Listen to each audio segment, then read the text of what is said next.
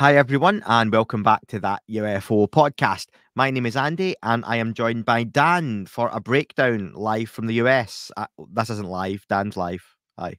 Yeah, it won't be live, but I'm No. live here now in the US. It's a time zone thing. It's timey-wimey. It is, and that was me doing a fake delay there. See that? I noticed. I saw Yeah. you. I've got good internet this time. You can't Like do that. on the news, when someone finishes talking, another person stands for like 6 or 7 seconds, just nodding. Yeah. Really annoying. Modern technology, eh? And listen, a couple of news points. This won't be a massive breakdown, just a couple of things to touch on. And Dan wanted to get your thoughts, and we've not discussed these properly yet. Again, No. Full disclosure, no pun intended. And I've also got some listener questions that I'll need to pull up while Dan's talking. But there's a couple of news items dropped in, I suppose, the last week, Dan. And you'll have to keep me right on the language for these, because there's been some updates on the language. The UAP Disclosure Act, which was also known as the Schumer Rounds Amendment, which got shot to shit last year as it was attempted to be filtered through into the kind of final version of the disclosure, the NDAA bill. Never quite made it there. Some stuff did, but nothing that was really potent or was going to make a huge difference. Is that fair to say? Yeah, there was some kind of thing simmering. One of the things is coming up October 18th. All the agencies in the US government and military branch and stuff have to hand over all of the UAP documents to the National Archive. We know they don't hand this stuff over willingly, so like, yay, good central store, but at the same time, it's not disclosure. Yeah, and that whole thing of you have to hand them over, and they'll go, no, please, or please there is all our documents. Is that all your documents?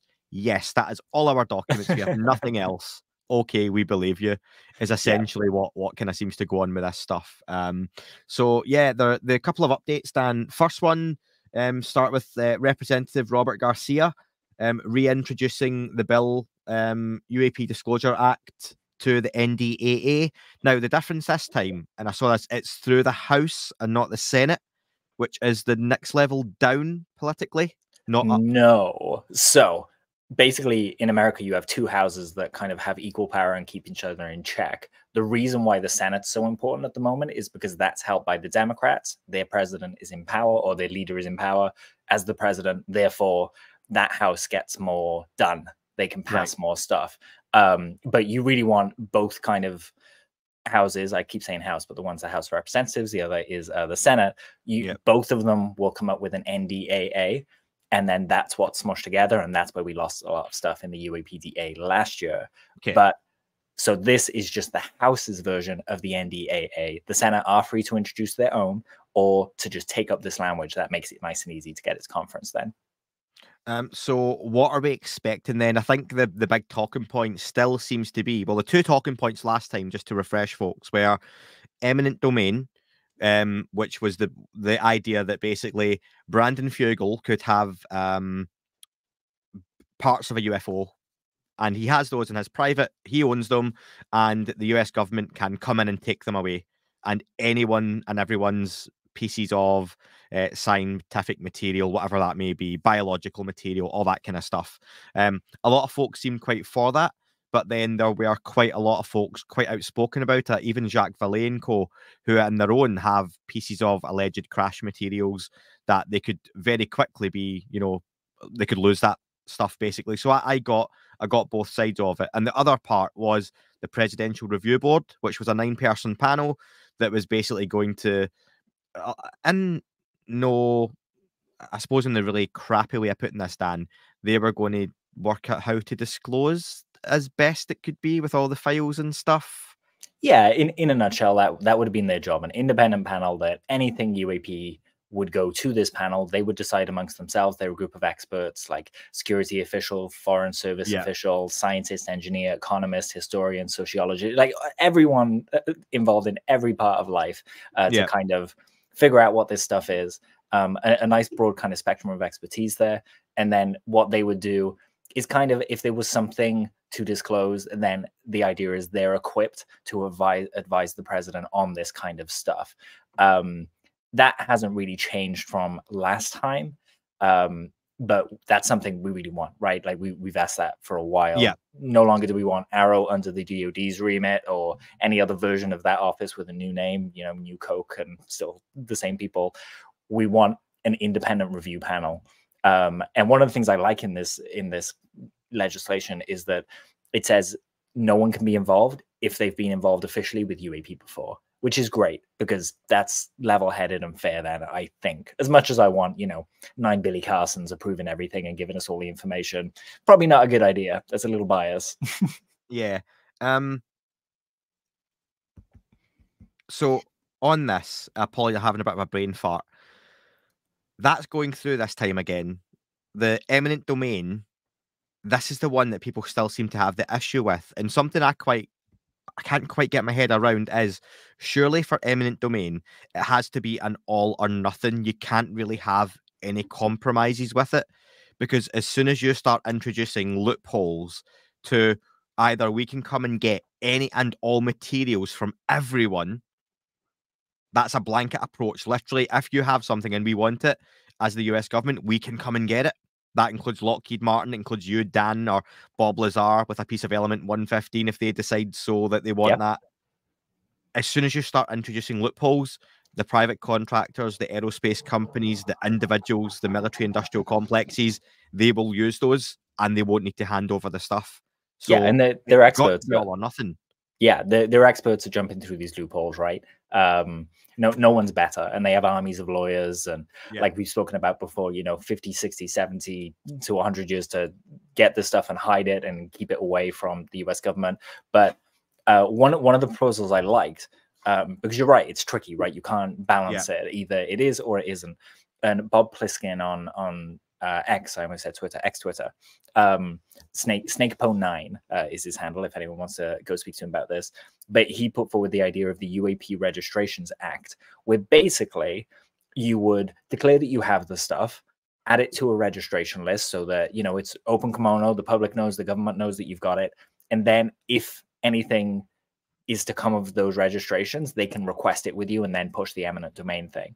But it means that someone like Brandon wouldn't necessarily have toys taken out of his hands. He would just kind of go, yeah, we have it. We found this. You can come look at it and study it. We're completely open with it, but it's ours, right? I've got issues with that, because surely at the highest level, what we're looking at here and what we want, not we're looking at, because we just want this, okay? And we're speaking as to people who aren't US citizens. We want folks like you on that hand, not me. What we want as folks involved that are invested in the UFO topic is the good guys involved in this, as we perceive them, to be able to go into Lockheed Martin, Boeing, all these kind of companies, kick down the doors, break open the hangars, and take the UFOs back. And, you know, really broad language, that's what we want. Yeah.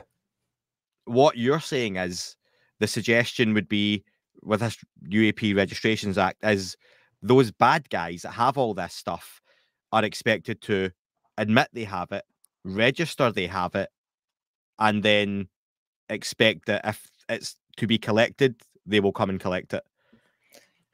That for me takes away so much of the weight and the power behind it.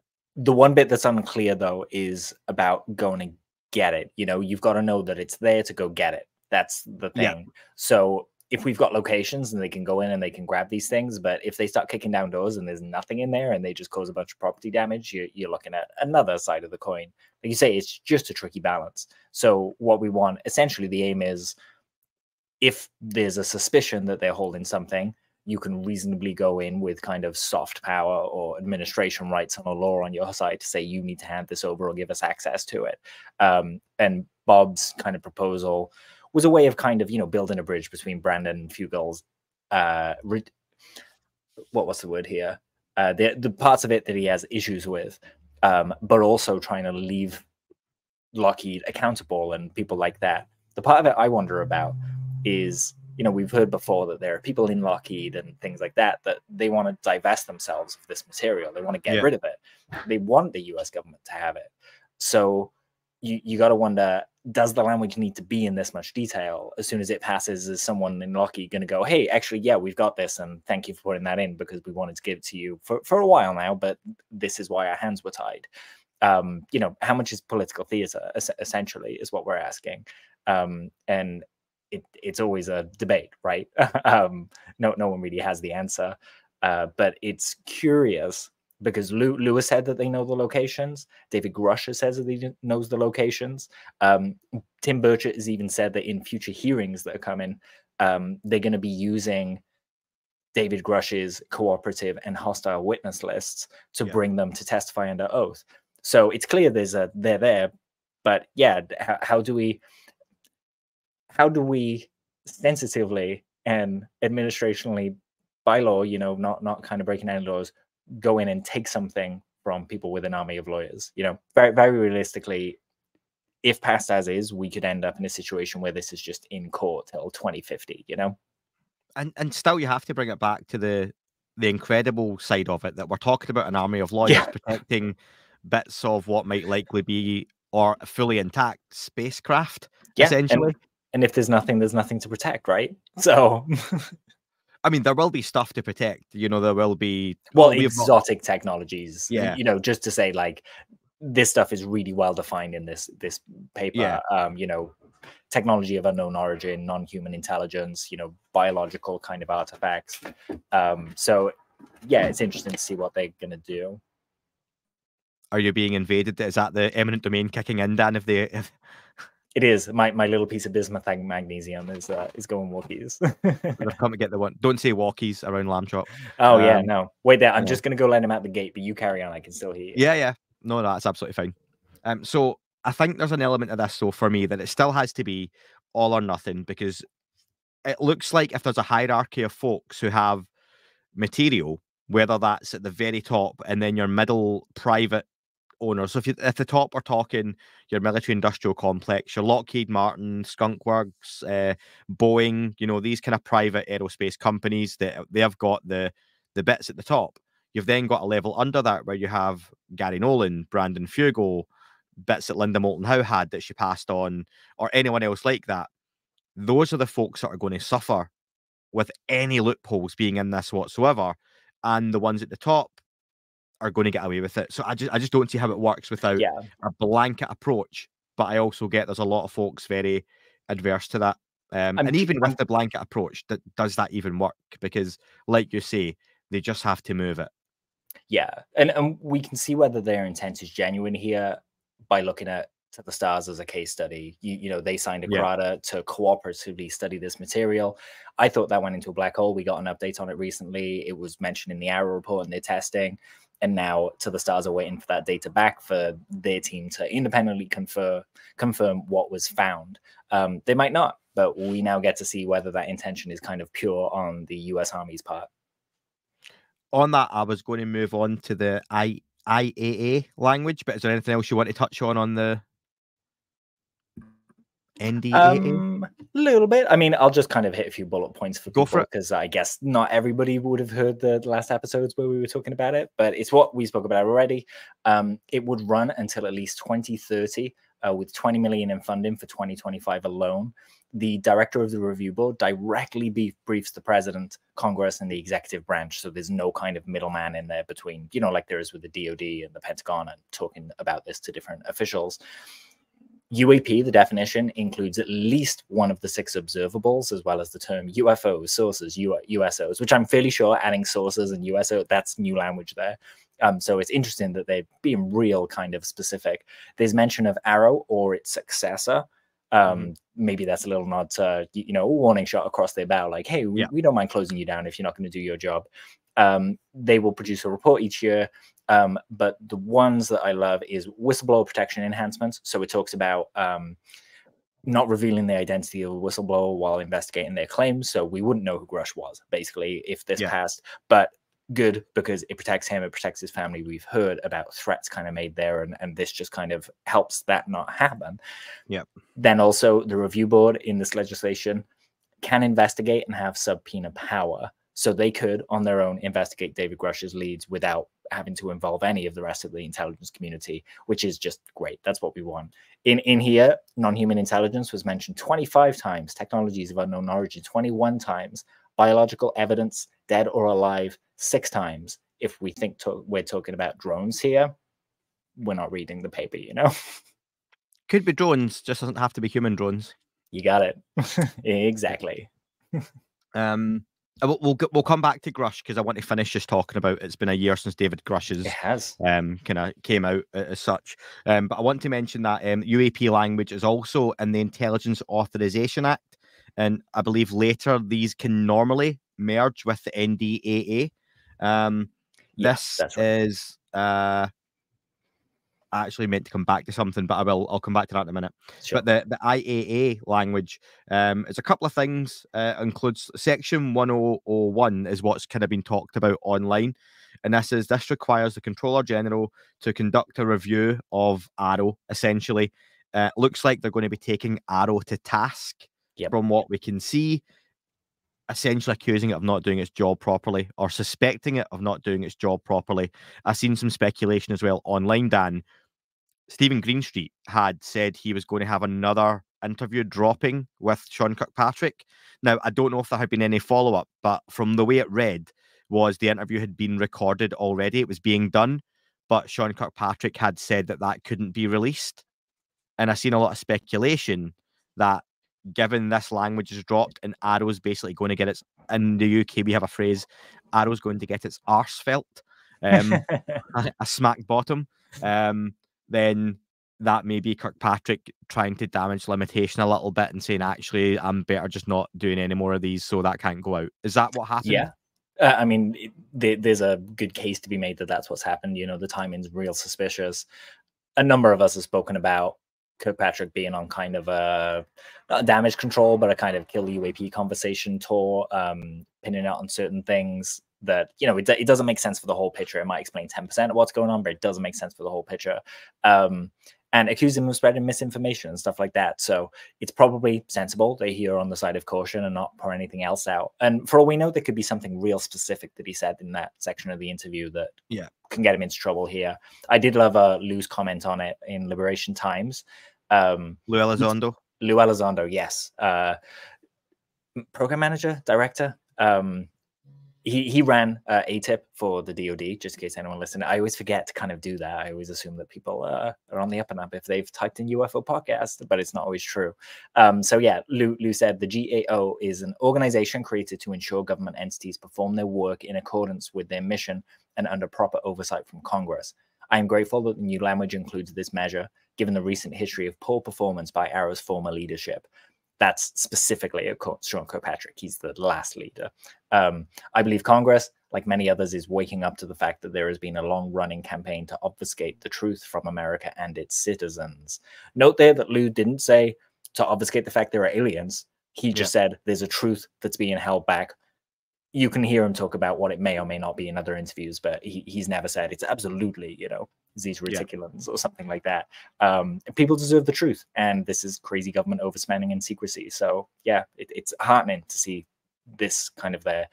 The other part of the bill was that it puts funding limitations relating to unidentified anomalous phenomena. So any program that seems to study this stuff, unless Congress know about it, it can't get a dime. And as we all know, you know, follow the money is a saying for a reason. So if you cut off those purse strings, they'll come crying.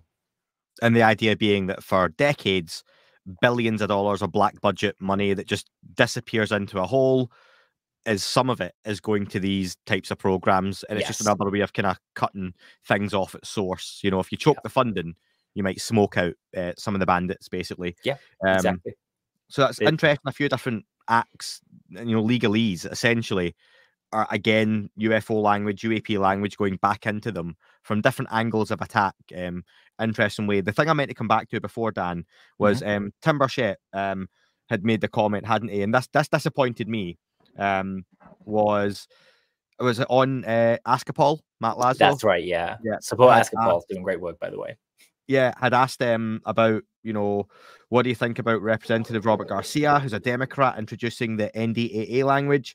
And Burchett said, "I just don't see it doing much. He's a Democrat. Again, I just want disclosure. I don't want all the bureaucracy. I'm sick of it. 50 pages or 60 pages of bureaucracy to say release it. Obviously, they're putting something in there where they're not going to be releasing it." Do you know what? Every single thing of that, what he said there, is fine because it's his opinion and he's allowed that. The fact he's put, though, and this is from someone I've repeated many times, I don't give a shit about politics. Sure. He's a Democrat. So Tim Burchett has said many times before, as much as he's a Republican, this is a bipartisan issue. It shouldn't involve any politics. So why say he's a Democrat? What's the point? Because the whole thing is here, you're trying to keep the politics out of this to really, and I get Tim Burchett has tried his best, not perfect by any means, to push this forward as best he has known how, especially as someone with a much later interest in the UFO topic in life. He's not a seasoned veteran talking about UFOs for 50 years. But that for me was, for many, was rightly disappointing to see him bring the politics into it there. And whether that, do you know what, was a bad day in the office and Matt just caught him walking through at the wrong time and he's just sick of X, Y, or Z. He could have had his foot kicked by a Democrat 2 minutes before he answered, right? 100%, yeah. We've all been there, and just you know not to say it, and just in the moment you go, yeah, but because of this anyway, and he said it and he's vented, and it's not right. But yeah, that was just disappointing to hear him say that. The need to keep the political spectrum out of it, which I know right now, for I imagine Republicans and Democrats from a UK point of view, must be very difficult given what's going on over in the US state political landscape. So yeah, absolutely. I completely agree with you. Well, you know, I'm trying to come to the US when the UK election's on, and I'll be in the UK for the US election. That's I'm just avoiding elections, I think. But you're right. It's disappointing, and we've had Republicans and Democrats involved in this since the beginning. This is a bipartisan issue, and the UAPDA is a bipartisan piece of legislation. So many people have worked on it and contributed to it. And what I really hope to see from Burchett going forward, you know, I love that he got that first bit of legislation out that said, just release UAP files, like keep it simple, just give us everything. They're not going to do that. And that's where we were like 4 or 5 years ago with language like that. And then the next year they had to go, you know, the Pentagon said, oh, well, we've given you all the UAP files, but only the ones that stand for aerial and not anomalous. So then they introduced the anomalous language, and they're closing loopholes for the Pentagon to justify withholding information. So we're about 4 or 5 years down this track of similar thinking to Tim Burchett, but kind of really putting the minute language in and addressing those kind of little tiny loopholes that are being exploited time and time again. And so it has ballooned to 50, 60 pages. It's just kind of par for the course. I would really hope that Burchett could sit down and read it and understand the progression and kind of contribute to it, you know, become a part of the group that is making this and be a team player. Because, yeah, that was disappointing to me. And I'm a little more outspoken politically, but I would agree. Like what we want here is a forward team all kind of pushing for the same thing, which is UAP transparency. And yeah, maybe if we get some shirts or something made, Tim will jump on over and stick on the team. Yeah, we'll see. Another UAP DF this time, Dan, that came up recently. Surprisingly, I think for almost everyone to see it announced that there's a UAP Disclosure Fund being announced, with a lot of key players involved in its organization as well. So I'll just read from UAPDisclosureFund.org. I'll put the link again in the description. The mission of the group is the UAP Disclosure Fund is a non-partisan political non-profit that advocates for greater government transparency regarding unidentified anomalous phenomena.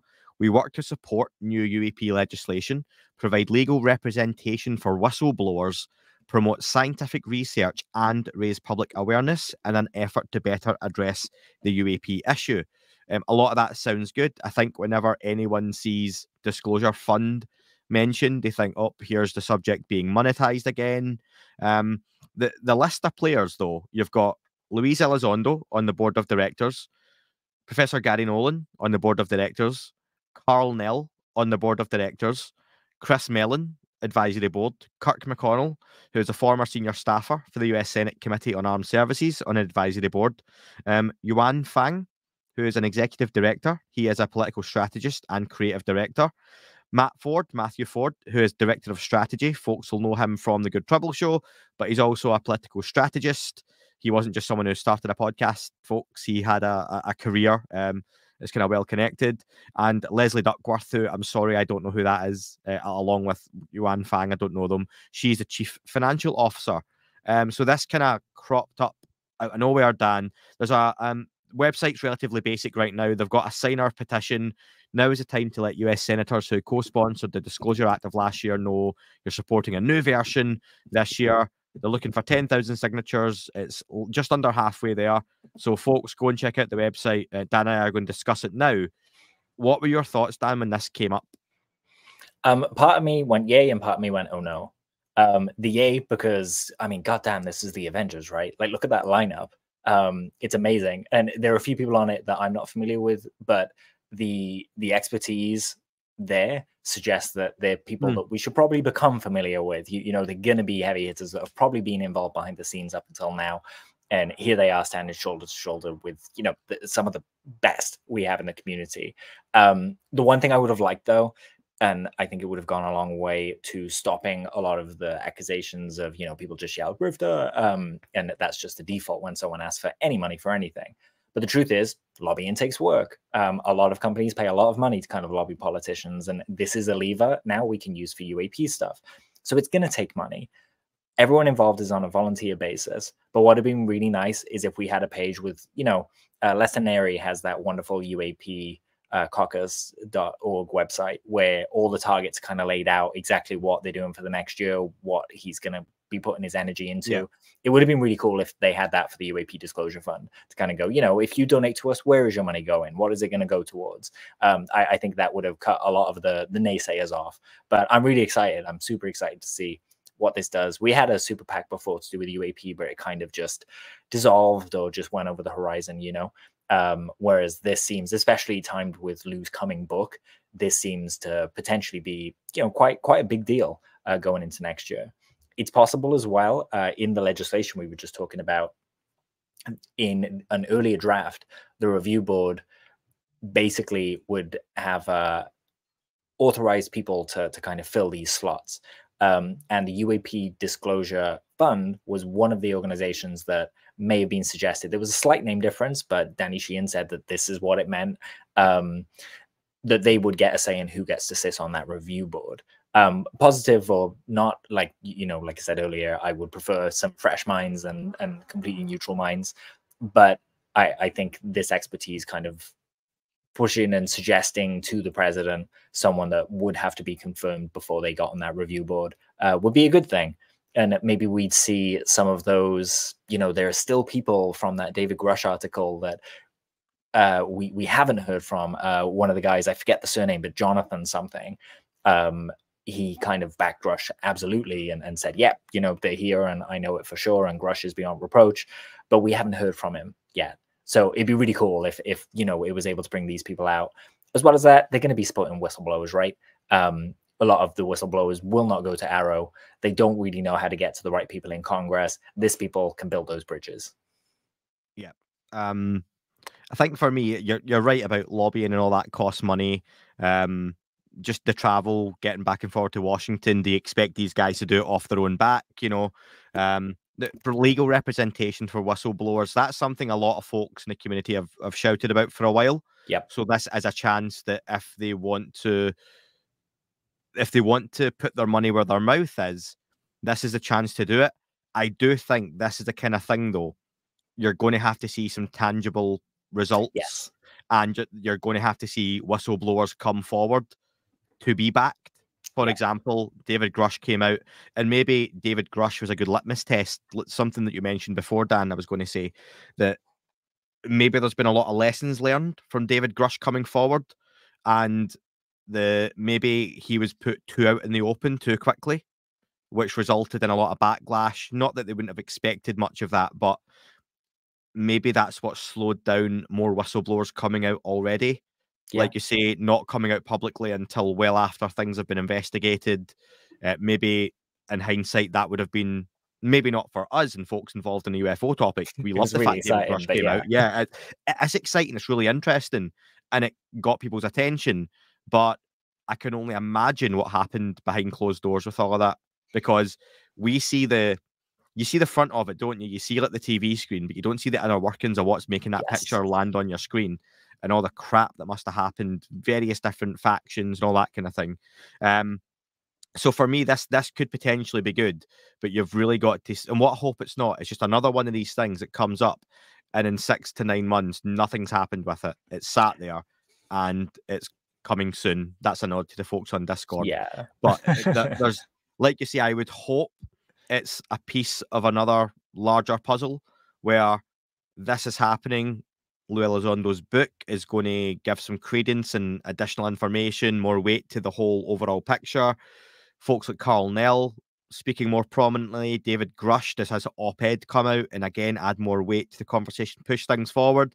As long as it's all pushing things in the right direction, we're seeing movement, then I imagine it'll be a very good thing. But I totally understand and appreciate anyone who is skeptical. And I'm sure everyone, especially the folks we know well, that top line, the Elizondo, Nolan, Nell, Mellon, would be the first ones to say, of course, be skeptical. But they're the type of people who put their money where their mouth is, and I'm sure would want to show results. Yeah, So and trust in that. We've got to remember as well, these people will be doing this stuff behind the scenes anyway. You know, we hear from Lou, where is he? He's in Washington helping inform politicians. Yeah. Chris Mellon, the same. Like, this is his bread and butter. So they're doing it anyway. And I can't imagine how much they've spent out of their own pocket so far. So kind of seeing this shored up now as a proper organization is really good. You know, it's 501c3, I think it's 3, registered. Four. It's literally in front of me. That's all. That's literally in front of me. I wouldn't have known. But yeah, it means it's properly registered. It's all on the up and up. I understand the fatigue with all these organizations popping up. Someone I really like their work announced that they were going to start this, you know, volunteer fund for a database or something yesterday, and there have been so many announcements of this kind that I kind of laughed. I thought it was a joke. I thought it was satire, and it turns out it wasn't.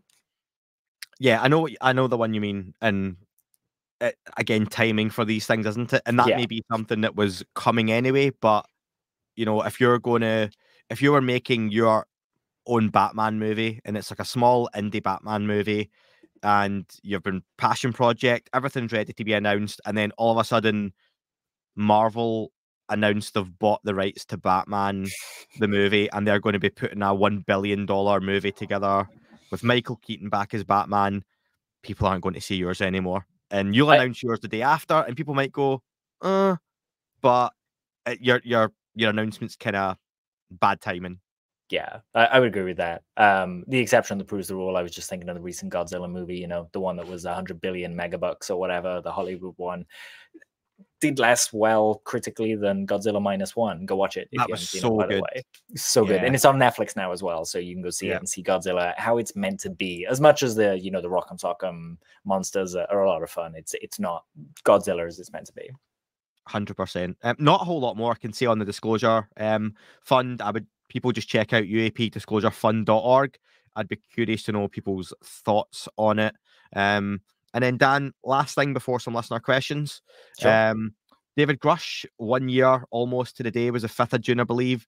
David Grusch came forward and he basically had a conversation where he told the world that non-human intelligences, biologics, this is what people wanted. If someone told you a few days before that, we're going to get a guy come out and say he saw this stuff, we've got alien craft, we've got, as much as he's never said alien, you know, this is what people wanted. And what's the impact been in that year for you?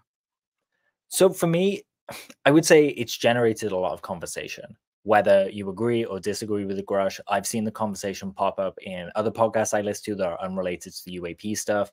I've seen people talk about it kind of, again, like seeing stuff in tabloids and things like that. As cheap as I think that stuff is, it does inspire conversation. And this is kind of what changes attitude towards the subject. You know, Grusch definitely was one of these people who maybe the stigma isn't gone entirely, but he blew a huge hole through that wall of stigma and enabled people to talk about things we weren't able to discuss until that point. Specifically, I remember that non-human biologics, Grusch kind of brought that along, that phrasing, and that's captivated people. Just the term biologics, like, what does it mean? Why wouldn't you just say biology? What is that? So yeah, it's kind of peppered the conversation and just pushed us forward. And then, you know, it really kind of laid the playing field for someone like Carl Nell to kind of stand on his shoulders. And I've loved seeing Grusch not just engage in hearings and, you know, in UFO arenas, but he keeps doing these private events where he talks to just normal people about this stuff. And a good example of one was on the Yes Theory channel, if I remember correctly.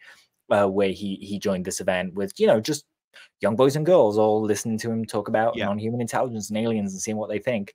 These are the people that are the future of the planet, and these are the people that are starting to think about this in a serious way now. Whatever the DoD thinks is happening and that they're keeping secret, people's kind of ideas are changing about where we are in the universe, what we are, whether there's other beings here with us, and that has a huge impact across time. Gary Nolan always refers to these things called Kuhnian revolutions, where this guy, Thomas Kuhn, he came up with a theory of once information is established, a fact. So say, for example, we used to think that the sun went around the earth. Once someone figured out that the earth goes around the sun, how long does that take to become common knowledge? And Thomas Kuhn kind of said 40, 50 years. That was back before we had the internet, and I find it fascinating to think about how quickly David Grusch is reaching people to just inspire this conversation in a way where, I've definitely seen it with Avi Loeb, where he said people have said, I'm becoming an astronomer because of you, because of your work on what Project Galileo is doing. So whether you agree with the minutiae of what these people are saying, they're clearly inspiring the next generation that one day, you and I will be looking at going loads of young whippersnappers kind of solving the UAP issue. Yeah. No, you hope so. Hope so. Yeah. For me, Grusch, minimal media profile in the terms that he could have done loads of different interviews. Yeah. But he cherry-picked a few. And obviously, you're going to go on a podcast, you go on Rogan, that's got the biggest reach. So there's his interview, there's his stuff. He said it. He had his very public, very live congressional hearing.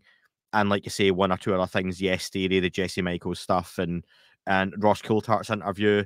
Yeah.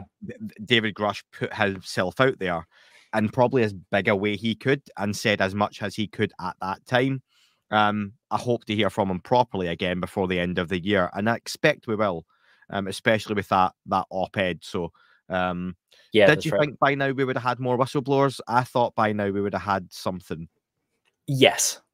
In a word. I'm not known for just saying the one word, but yeah, absolutely. Yeah. I totally thought we would. And we kind of had Nal come forward. We could argue he's a whistleblower.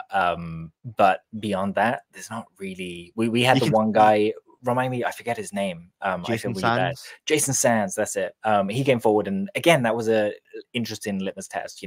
We've had Grusch with that minimalist profile, like you said, and then we have Jason Sands coming out and doing a 3-4 hour Twitter space and just talking about everything under the sun, even stuff that, isn't official capacity. It's just opinion, speculation, which... And I mean, I feel like everyone can agree that went pretty badly. And it just shows, okay, if whistleblowers are coming forward, don't do Twitter spaces. Like, do what David Grusch has done. Use your proper channels.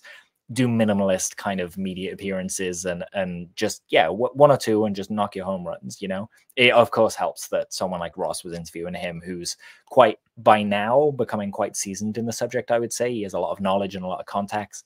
So, Ross was able to knock that interview out of the park. But they did do one, correct me if I'm wrong, that was like a practice run interview to kind of just get David into or get Grusch into the kind of feel of the interviews. Did they ever release that, do you know? Because I'd love to see it.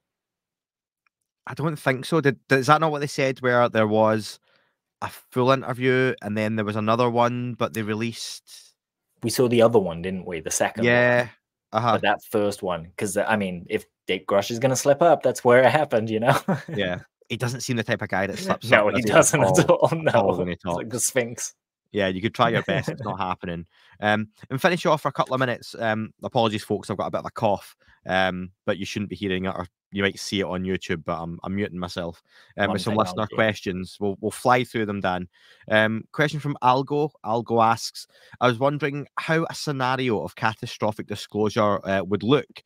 Where do we think the biggest damage would occur? So I'll let you go with that one first. So catastrophic disclosure, Dan. Where's the biggest damage happening from that? So I've got to go with the definition that Carl Nell provided us with, which was very specific in that catastrophic disclosure is catastrophic to the United States government in that they're not controlling it. They don't get the leg up with this technology. They're not the first to the post. Someone else outstrips them power-wise. So wait, remind me of the question again. No, it's been seconds. So sorry, where do you think the biggest damage would occur? So you can. Oh, so I guess. I guess my answer then would be the biggest damage would occur in trust with the US government. trust that they wouldn't do the right thing in the situation, that they wouldn't give their people the protection that they need, and that they wouldn't look after their service people. You would think that the United States government would be best equipped to deal with this. And if they're not, that's kind of like turning the world upside down geopolitically. It would really shake things out. We already have talk about China and that side of the world there kind of growing in power and cooperation and things like that, and I think that might just kick that into full gear and show a gap in the US's armor that they could exploit. Yeah, I think you would see a huge rush of Toilet paper private buyers. private aerospace companies patenting lots of new technologies all of a sudden overnight, and probably a lot of them really, really similar, for wonderful new forms of propulsion, new weapons technologies that just literally seem to have come out of nowhere and will be 20, 30, 40, 50, 100 years ahead of what we've got now, with some major money on the table for them as well. I think that would be one avenue that immediately you would see would rushed out. It would bang, get this stuff out onto the market now. Yeah. And rather than places like Lockheed, Boeing, I always name the same ones, suffering, their stocks would go through the roof. Yeah, they would. They would Feeding go that machine right into the atmosphere, like the technology they have. And that's a good thing. Seconds. That's a good thing to say as well, because people often will talk about like, "Oh, release this technology, it'll save the world." Would it? Like, it's just gonna be, you've got to pay for it again in a different way, and it's just the haves and the have-nots. But this time the gap is bigger, Oh, Dan, we've reversed engineered this craft, so now we have these little cubes, and you can basically put it in your car, and it will no longer use any fuels and no battery. It replaces your battery in your car, and you have an infinite propulsion system for your car. How do you distribute that to 3 billion people worldwide? How do you decide who gets it first? How do you make them? That's going to cost money. Yep. So that's not going to people for free. Unfortunately, it's not realistic, is it? And let's be honest as well, if there's a factory producing something like that out there, it's probably not going to be operational for long, given how quickly it would be raided by various governments who want to keep that for themselves and not share it. Yeah, I recommend people read a book that Richard Dolan co-authored with Bryce Zabel. Oh no, he didn't. Did he co-author one? He did. Yes. Oh my god. After Disclosure, again, hi to the Discord chat. Carbon piggybacked on Algo's question and says, I would like to be told why we give a fuck about catastrophic disclosure. Why would whistleblowers really care about this? Either what is being alleged is true, that knowledge far outweighs whatever these concerns are, or that knowledge is so scary the concern is real, then don't say anything. That can't be done through, because then it can't be monetized. I find the entire argument highly sus. Probably touches on what we have just said there about, it would be highly monetized, the whole thing. Whether they landed on the White House lawn, whether it was rolled out, whether in transporting a crash saucer, it fell out on the highway in the middle of the day off the back of a truck. It could be anything like that. So yeah. Yeah, and just to emphasize again, that catastrophic disclosure thing, it's very important to the US government, the catastrophic disclosure not happen. But when it comes to you and I, or the person asking the question, is the US knowing it first and revealing it first and having that advantage the best for them? It's all relative. For countries that the US isn't friends with, it's going to be catastrophic disclosure for them if the US gets controlled disclosure. So we've got to remember that kind of relative thing. And you can see it with Carnell. He lays out the plan, and it's a plan for how the US can keep this in the bag. It's not a plan for how the humanity can know everything and have all the knowledge and have it for nothing. It's about giving the US the advantage. I was going to say Javier because it's Xavier. I think it's Xavier.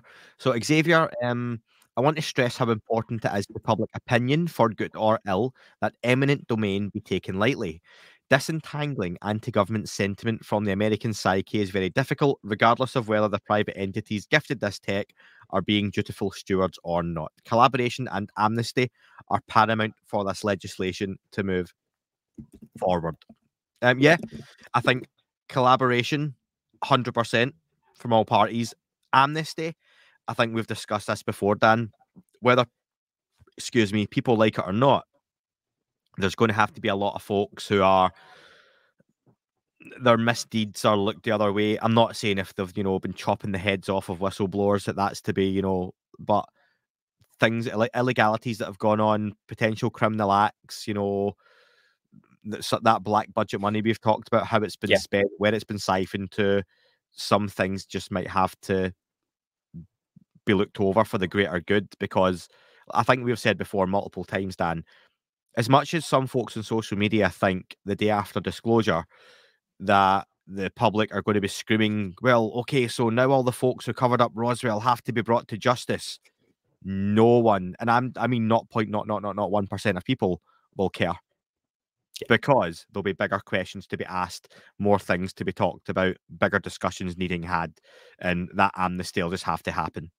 And I do admire Danny Sheehan for that. He's very direct in saying, you know what, while all you guys are gazing at the stars and distracted by what are they, how do they work, where do they come from, what are our origins, he's going to be looking at making sure people are held responsible. But like you say, amnesty is something that we all talk about, Danny included. In fact, he likes to kind of compare it to the apartheid in South Africa, where you needed amnesty so that the people that exploited the loopholes could show you where those loopholes were, so no one else could do it. And it's the same thing that's going to happen here. You need the hackers to show you how they hack so you can stop that literally happening. Going to use the same thing. You employ the hackers on massive salaries and don't jail them to help you stop the other hackers that are getting into your systems and what they have done. So, and plus let's remember the US before with the Nazi scientists, right? We all thought they were jailed. Turns out after, many years, turns out Project Paperclip was real, and they were giving them jobs and keeping them in cushy communities and letting them work on nuclear bombs and their rocket programs. And, you can see this kind of in Secret Machines, but as well as that, there's some really great NASA history podcasts that you can kind of go in and look at where all that stuff was birthed from. And it's all the V2 rockets. It's all, kind of Nazi backward engineering, not necessarily from UFOs, but just from the technology they were using. So the US is perfectly happy to turn a blind eye, pretend that these people are being held accountable, and actually, make them work for them and pay retributions that way, I guess they think of it. But yeah, mileage may vary with that. Yep. Max Young, very quickly, any insight into Burchett telling Laszlo that Grusch's witness will be part of the next hearing? We just know that was said. But other than that, nothing. I think that's one of those we'll have to just wait and see. There's no time scales on it. Again, I think the political landscape right now in the US is so volatile and so many moving parts. UAP just isn't high on the agenda. Yeah, I would agree. Gillibrand, they mentioned to Matt Lasgo of Ask a Paul about summer hearings in the Senate. And I've got in the Senate with, a question mark there, because I don't know. We've had talk of hearings in the House as well. Are we going to get 2 hearings this summer or just 1? We'll see. But that would be a hell of a step up from just 1 historical hearing to, oh yeah, now it's just happening across both. I just had in my head the Grease theme tune, summer hearings happen so fast. Yeah. So, and wait, I don't want to hum it. It's copyright, right? The Democrats and Republicans on either side. Oh well, oh well, oh well. Yeah. So that's how that one would go. That would get them all together. That'd be good. Yeah. Dalamar says folks need to have patience. A lot's happening in Congress right now. Last year, a small handful of House representatives tanked a seminal piece of legislation brought by the second most powerful US elected leader. They are finding out this year he isn't just going to move on. The fact there is this volume of UAP-related legislation in a presidential election year is astonishing in of itself. Yep, really good point. Well made.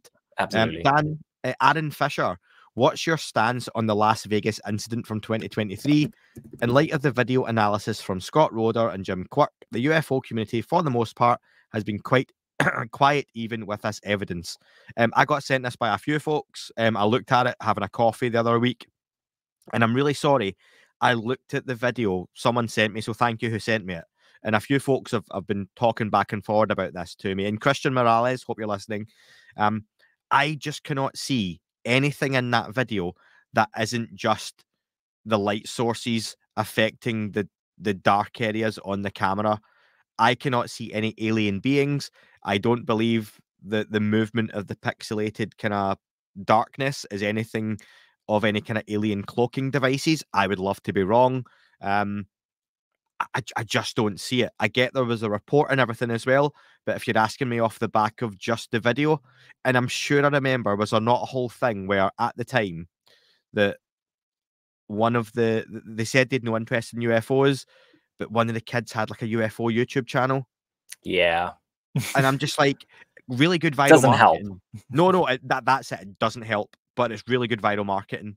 But from the video, if that's what folks are going off of, I don't see anything in the video that literally would show me anything.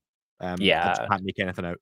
I love looking at analysis because you hear some really out there ideas and it keeps you on your toes, you know, and fair's fair. Everything's on the table until it's not. But after looking at the analysis, to me, it looks like the guy going through the gate has a light in his hand and a shadow is cast over the fence as he walks through it.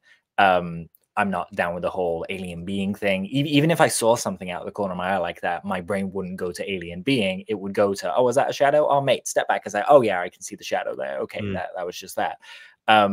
But kind of then adding in all these kind of poltergeist facets to it and things like that, and the UFO channel, it put it a bit into the, okay, you know what, 0.1% chance that this could be true and I'm totally wrong, but I'm not going to die on this hill. This is a hill I'm going to carry on walking past. And if you want to go there, cool.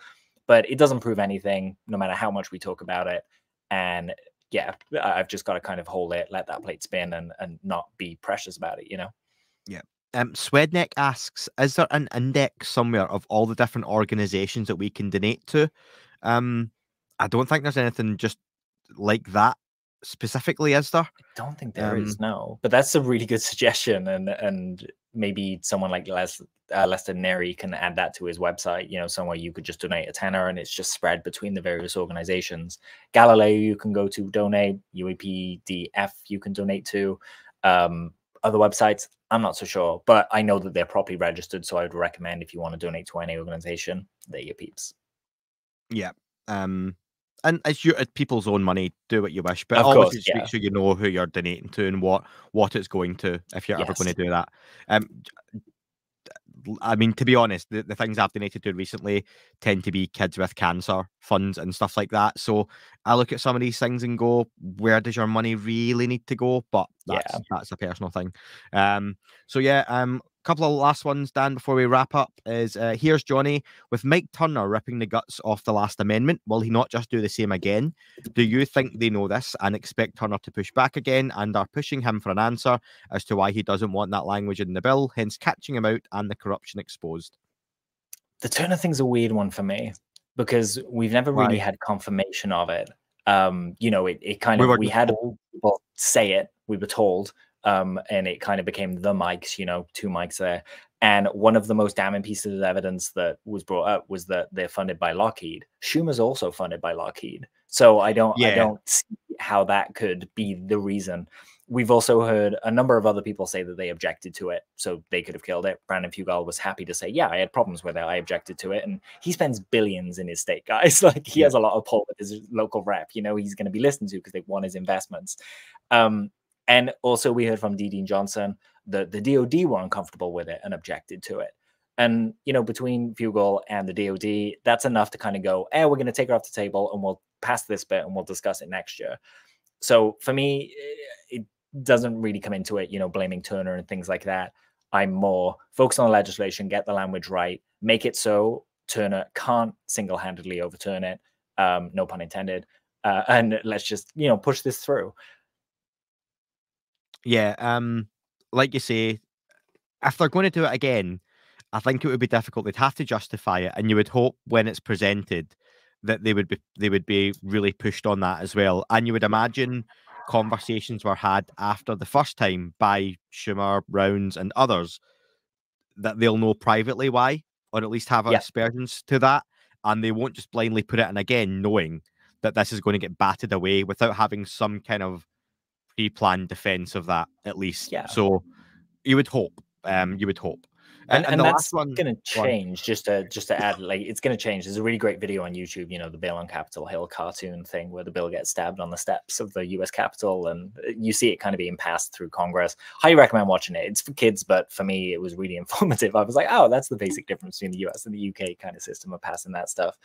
But part of me wonders, you know, you've got eminent domain in the review board. They're like 2 amazing big things. And now we've also got this Comptroller General investigation of Arrow, and the limitations on funding. I always think, if there's 4 things, choose 2. Which 2 things out of those 4 things do we want? So is eminent domain being in there just lapping up some of those negative comments so that all this other stuff kind of trots through? I don't know, but I can sure as shit tell people that all of this will not pass.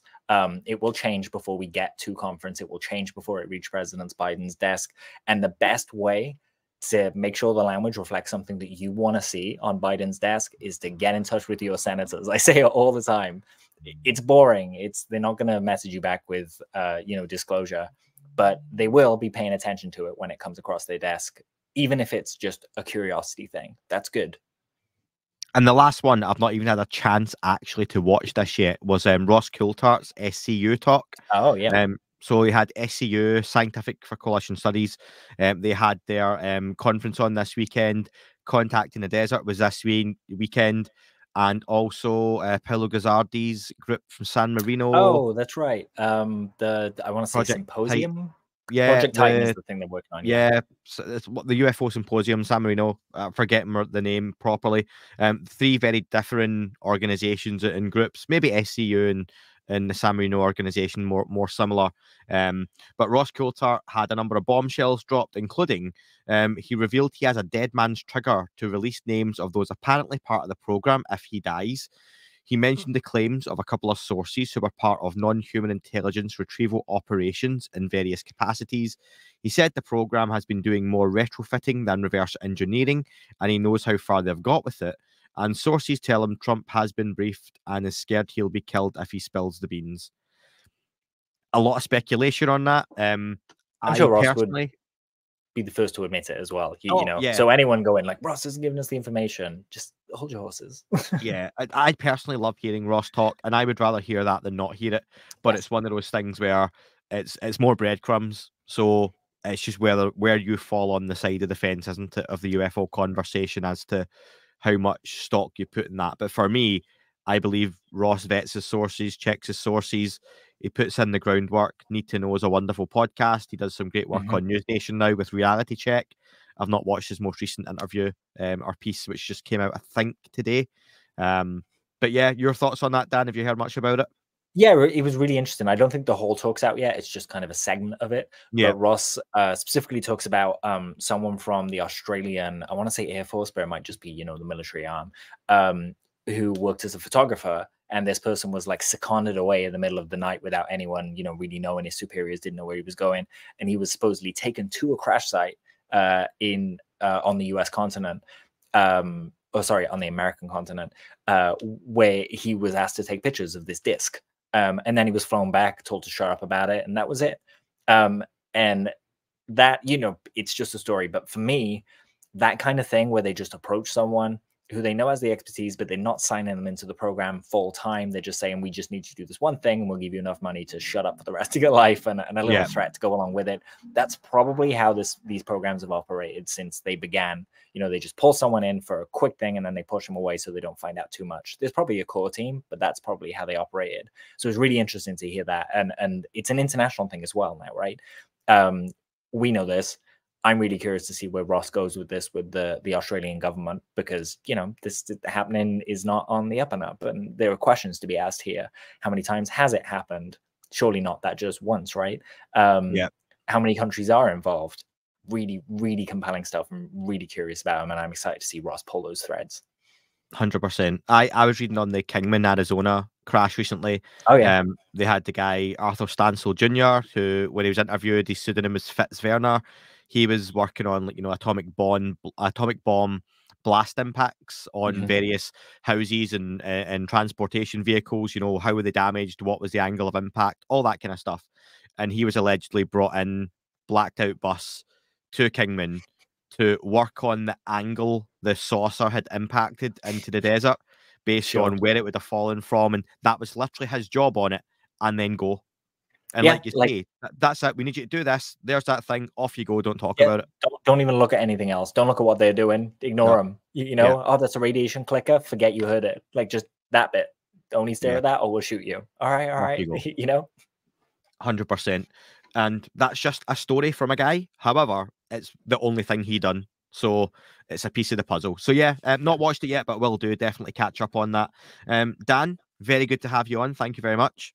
Thank you for having me. Would you like a terrible ChatGPT joke? It's getting better. I'll give it to you anyway. Yeah, go on. What do you call an alien spaceship that goes on strike? Don't know. An unidentified flying objector. No. No, that wasn't worth me not coughing for. AI is not sentient yet. No, folks, Jim, Dr. James Madden interview, or Jim as you like to be called, is available for folks. If you're listening to this now, this might come out on the same day as that. So make sure you check it out. An hour and a half of hearing a philosophy professor talk about the UFO topic. Some really unique views and points of view to think about as well. So Dan, again, thank you very much for your time. Thank you. It's fun as always. Thanks, folks.